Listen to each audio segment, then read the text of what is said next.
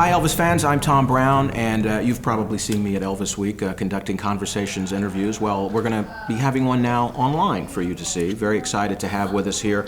And the first time I've gotten to meet him, and the first time, obviously, then I've gotten to talk to him, but the author of this book, Last Train to Memphis, and also Careless Love, which came out in the 90s and are pretty much still considered to be the Bible of Elvis history, and I think it's no more important for any of us Elvis fans. You have to get this book and Careless Love. Peter Guralnick, thank you so much. Well, it's great to meet you. Good to meet you. I was just telling you before we started, when Last Train came out in '94, I read it voraciously and went back and read it again, and I read it many times because it took 5 years for Careless Love to come out, and now we can read both those books and be excited by having them in our library. But it's been interesting to go back and kind of look at the book now and to read the stories and to hear the voices of the people you got to interview. You really had an opportunity in the 90s and probably long before the 90s to really get to know people in the Elvis world.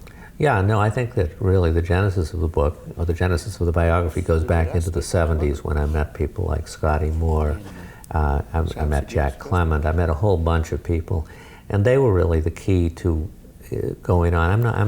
I'm terrible at the cold call. I mean, I hate calling up and saying I forget my name, and I'm here to, but people like Scotty were so gracious in introducing me to others, to someone like Chet Atkins, for instance. Jerry Schilling, once I met him, which wasn't until I think about '89, but he introduced me to so many people who were the key figures in Careless Love. And Colonel Parker was unbelievably generous, not so much in making calls for me, but in introducing me to his 80th, in inviting me to his 80th birthday party. And when I went to thank him afterwards, I said, "Hi, Colonel, I'm Peter Guralnick. I just wanted to thank you." He says, "I put you on the list," in that sort of gruff, sort of guttural voice. And I said, no, I know, thanks so much, I really appreciate it. He says, "No, I put you on the list." And I said, "No, it's really great." And finally it struck me, what he was saying by "I put you on the list," or it gradually dawned on me, and it became evident when I then contacted so many of the people, like Tom Hewlett, for example, who was the person in charge of, who put Elvis on tour, and really ran the tours. And I don't think he ever would have spoken to me if Colonel hadn't put me on the list. You had the seal of approval. Kind of, yeah. I mean, not in any official way, but so, I mean, it was that kind of thing and that's really, to me, it's a matter of trust. It's not that I'm going in and I'm saying I'm going to write something that's going to make you look like, Saint Bernard or something. Well, one of the interesting parts of Careless Love, which is kind of the part two, after Army, on into the 60s and 70s, to really specifically today focus on Elvis in Vegas and Elvis coming to Vegas and how important that was for his next step. I mean, the 60s consist of movies, then there's the singer special, in the 68 comeback special, everybody calls it, in December of 68. And then it's the following summer of '69 when Elvis is at the International Hotel and comes to Vegas, live performances, and that kind of launches the second part of the '60s for him. What were your feelings in your research and looking at the careers of all those people? Of what was it that got Elvis to Vegas? What was the impetus in wanting him there? Well, Colonel got Elvis to Vegas because he made a deal. Like every other deal he made a great deal for Elvis. And one of the principal impetuses for it was that the movies had just run out. I mean, Elvis continued to have contracts, and they were very remunerative contracts, but really both the interest, as Jerry Schilling would say, it would tell you the interest had run out on Elvis's part, whatever spark it existed. But beyond that, the business element was more and more difficult. But the other thing was that I think that, the '68 special had sparked such a hunger on Elvis's part to return to live performing, something that was almost as if he had forgotten it, and he had gotten involved in his spiritual studies with Larry Geller, and that had occupied him for 2.5, 3 years almost exclusively in the mid-'60s. But I think that performing in front of a live audience for that television special, and just throwing himself into it and rediscovering the passion for the music that he had expressed in many ways in the studio was something that that really motivated Elvis. But the interesting thing was that the real ambition, and I think most people miss this because, you know, it's easy to reduce anything to caricature, and people think of the jumpsuits, or, you know, I mean, it's funny because Elvis wore a lot of different things, but they think of it as a particular stereotype.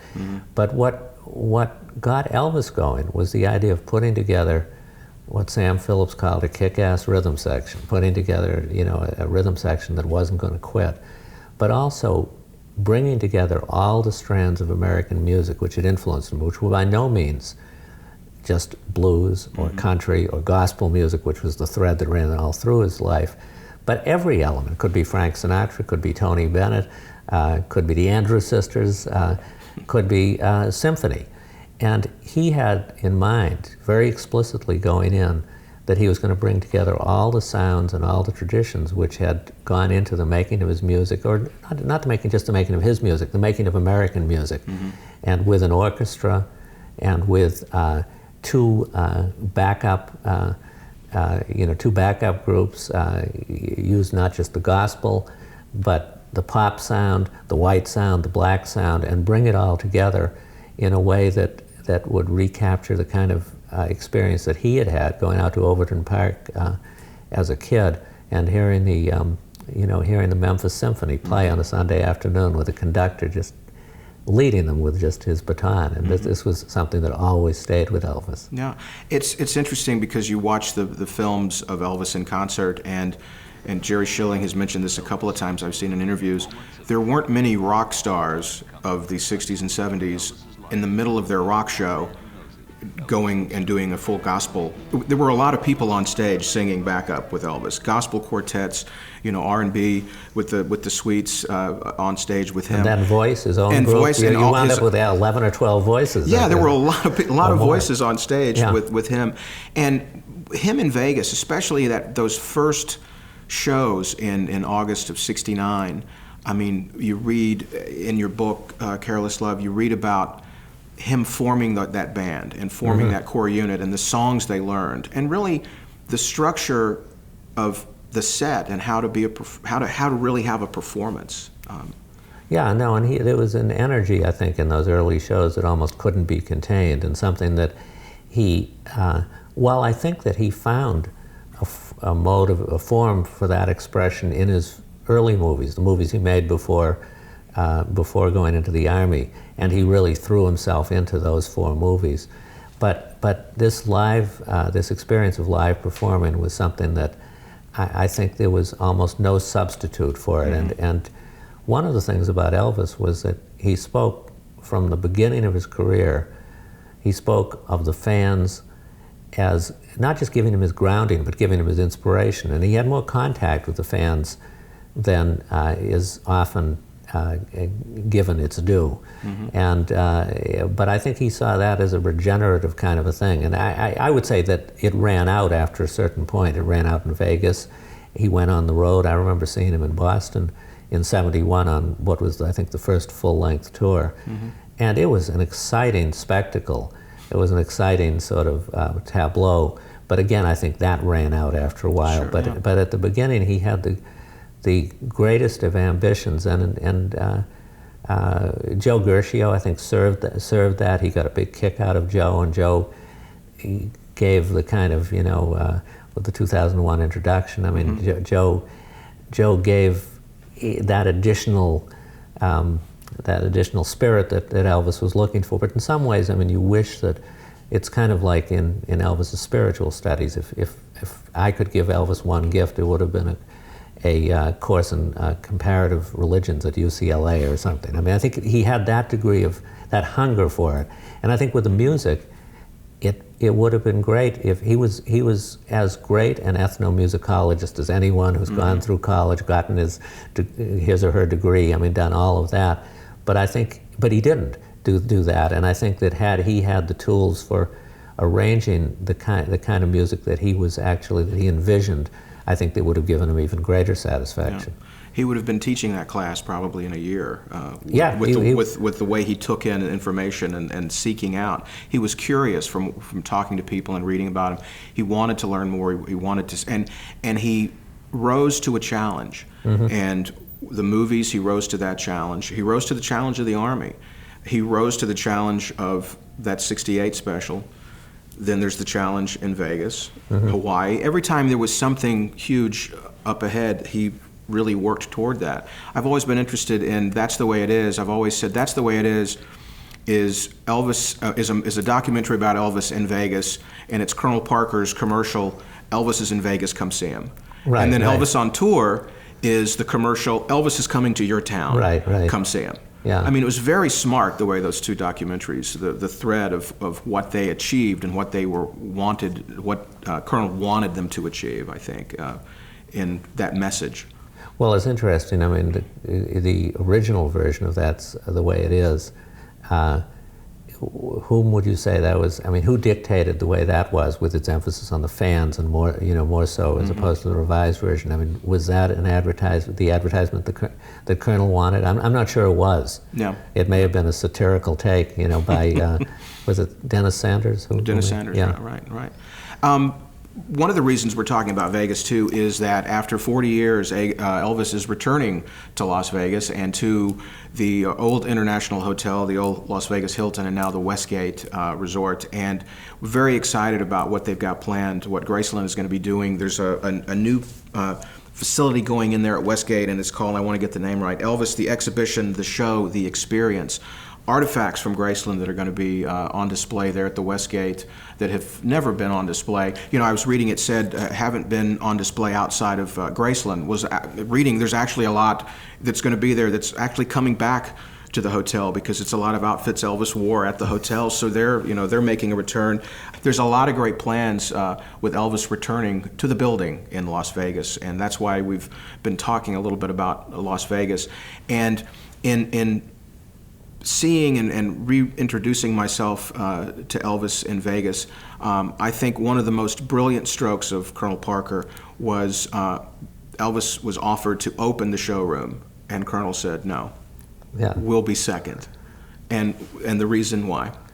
Well, let them work the bugs out, and let the bugs become very old before we go in there. Right. You never want to be first. There's No. always sound problems. Yeah. There's always echo problems. Yeah. So no, Colonel was very shrewd, and he was very much looking out for for Elvis's interests, for the interests of his act, which I think was often misunderstood. When